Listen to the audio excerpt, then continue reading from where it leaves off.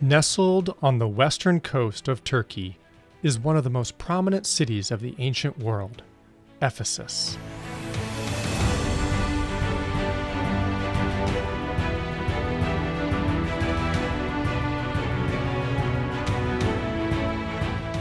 It was in this great city where the Apostle Paul spent more time than any other place during his missionary journeys.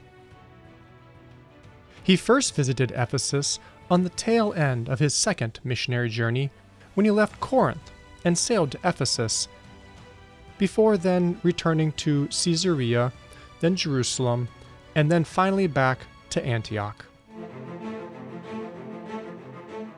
Now Paul, having still remained a considerable number of days after that, said goodbye to the brothers and sisters and sailed from there to Syria, and Priscilla and Aquila were with him. In Cenchrea he shaved his head, for he had taken a vow, and they arrived at Ephesus. And as for Aquila and Priscilla, he left them there.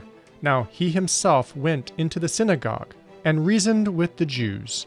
And when they asked him to stay longer, he declined. But after saying goodbye to them, and also saying, "I will return again to you, if God wills," he set sail from Ephesus.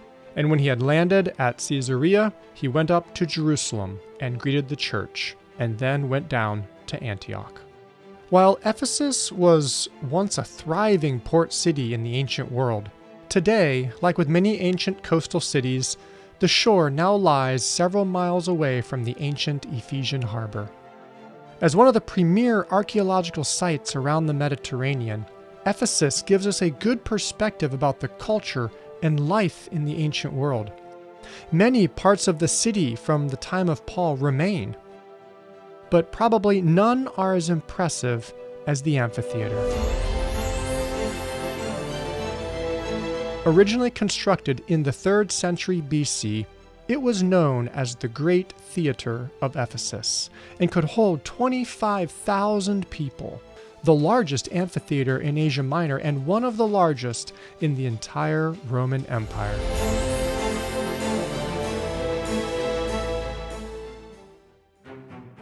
Ephesus was also home to the great Temple of Artemis, one of the 7 wonders of the ancient world. This massive structure drew countless pilgrims from across the empire every year, cementing the city's reputation as a spiritual and economic powerhouse around the Mediterranean. Moreover, the cult of Artemis was so influential and deeply rooted in Ephesian culture that it was central to Ephesian identity. While Paul's first visit was brief, and the believers urged him to stay, but he decided to head back to Antioch. His second visit more than made up for it. After spending some time in Antioch, Paul, eager to go back and visit the churches that he had founded, decides to leave on his 3rd missionary journey, travels throughout the region of Galatia and Phrygia, and then comes to the city of Ephesus. Paul spends more consecutive time here than almost any other place in his missionary journeys. He labored here with the believers for over 2 years. Coming to Ephesus, Paul's focus was to not just encourage the disciples there, but to also have additional evangelistic opportunities. And going into the synagogue, he preached for 3 months, trying to reason with the Jews about the kingdom of God and about the Lord Jesus Christ. But after facing resistance and hostility from some in the synagogue, he withdrew and began teaching daily in the lecture hall of Tyrannus. Paul reasoned in the school of Tyrannus here in Ephesus for over 2 years and converted many people to the Christian faith. And a lot of those who believed used to practice the magic arts. And it says that they brought all of their books together and burned them, and the value was 50,000 pieces of silver.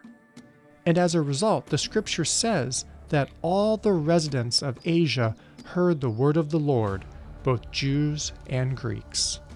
And so, from Ephesus, the message about Jesus the Christ was spread throughout the whole region of Asia Minor.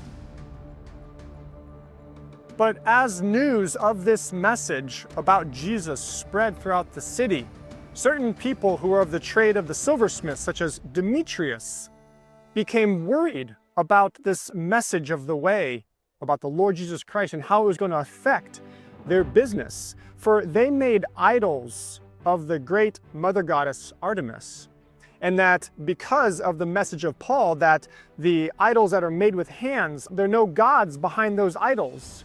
They were worried that it was going to affect their business. And so they stirred up a riot here in the city of Ephesus and had people pouring into the theater, chanting, "Great is Artemis of the Ephesians." Paul, being bold in the spirit, wanted to go and address the crowd as an opportunity to share the message of the good news about Christ. But his friends and disciples would not let him go. Paul's long stay in Ephesus certainly left a deep and lasting spiritual impact on the city and the broader region, making this visit a major success in his third missionary journey. To be sure, the believers at Ephesus held a special place in Paul's heart, and rightfully so, as he had spent multiple years with them.